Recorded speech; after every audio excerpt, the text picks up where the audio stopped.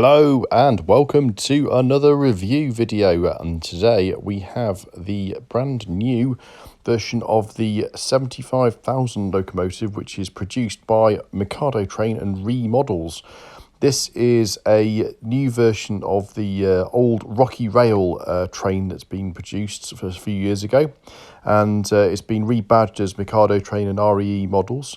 In the box, it's the standard Mikadotrain REE models box, which is pretty similar in size to the new Minitrix boxes. It's a little bit larger than the standard plastic boxes that we've been used to over the past few years, and it's actually a little bit smaller than the Rockyrail box. But interestingly, looking at the Rockyrail box, you actually couldn't really tell what was inside those boxes. There was only a small sticker on the side.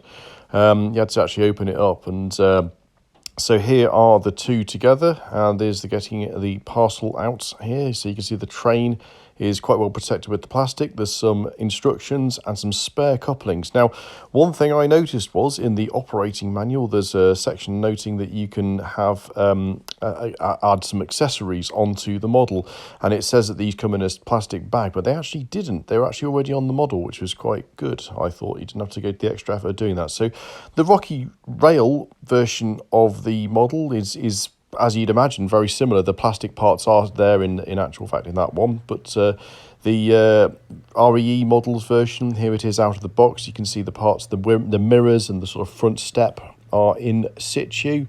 The moulding is crisp and very nicely detailed. The paint has been as well applied, I think, as the Rockyrail example, and I think that there are actually a few minor additions which I'll come on to later, which I'm not sure if they're a good or a bad thing. I'll make your own mind up when you see these a bit later, but certainly I think that this is a very nice model. I'm very happy to have it in the fleet. Here it is with the Rockyrail version, and as you can see, that's still not a bad model, and I can see why REE models and Mikadotrain have bought the mouldings for these so that they can actually continue to make them.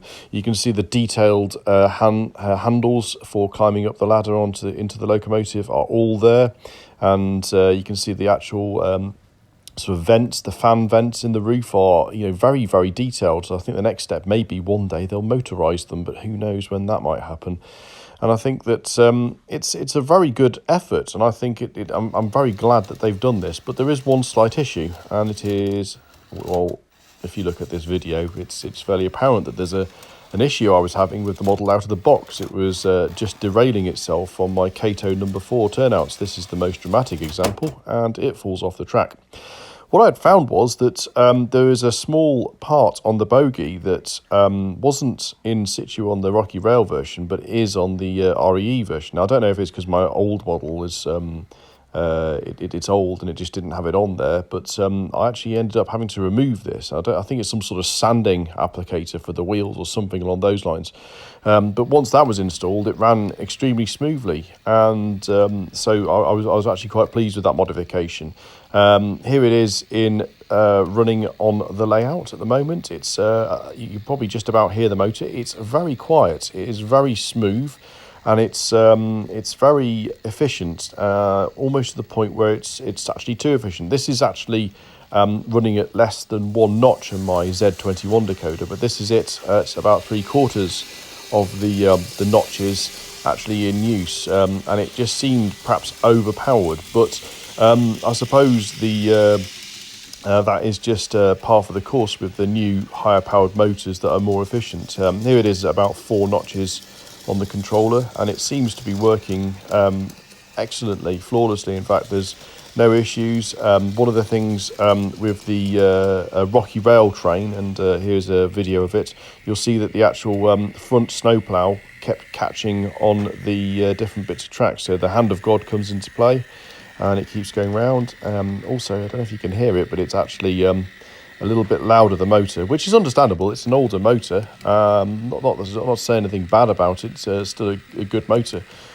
It's just a bit louder, perhaps a bit less efficient. It certainly doesn't seem to have the speed of the REE models example here, but I probably could modify the snowplow here if it keeps catching, or just secure it a bit better, but it was just interesting to see that it had this issue. And here's the example, here's the REE model doing the same bit of track, snowplow still attached, and you'll note that it's not really having any of the issues. It's actually running very smoothly, and it's not getting derailed or getting caught on the bits of track that are lifting up there, which, I'll be quite honest, I was a bit surprised about that. I thought it would have the same problems there.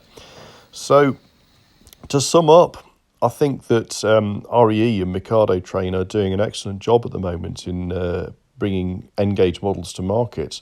I've probably been a bit harsh on them with the X2800 review recently. I say recently, it's a few years ago now, but I think the reality was that model had some quite considerable issues. This model, I don't really think is affected in the same way. I think this one's really been a good example, and I think, okay, it helps that it was already made, it was ready for the market, and you know, that the mouldings were there, but I think the only thing I would sort of criticise them on is actually just that piece of moulding on the bogie. And I don't know if Rockyrail manually removed all of them because they were having issues during testing, or whether that was something done at some point by the previous owner of my model, whether they removed that. But I've not seen any examples of these models with those parts on the old Rockyrail ones. So whether everyone just did it or they just manually took them off, I don't know. But effectively, I think this is a really good model, and I think that this actual type of train will be in use for some years now. And I think certainly when you see the real thing, you compare it to the real thing. There's some photos of it here, which was from the Longyear Open Day. This is a very good representation of it. I need to get some more of the liveries, especially quite like the intercity livery, but this infra one's looking great, and I think over the next sort of few months I might see if I can put together a nice infrastructure train and perhaps have a go at detailing it in future videos. So if you have got to this point in the video, I think that it's safe to say that I might have kept your interest a little bit, so I'd be very grateful if you can do a like and subscribe, and that would be hugely appreciated, so you can stay up to date on French N-gauge and also just French trains in general. So until the next video, I'll see you soon. Take care. Bye.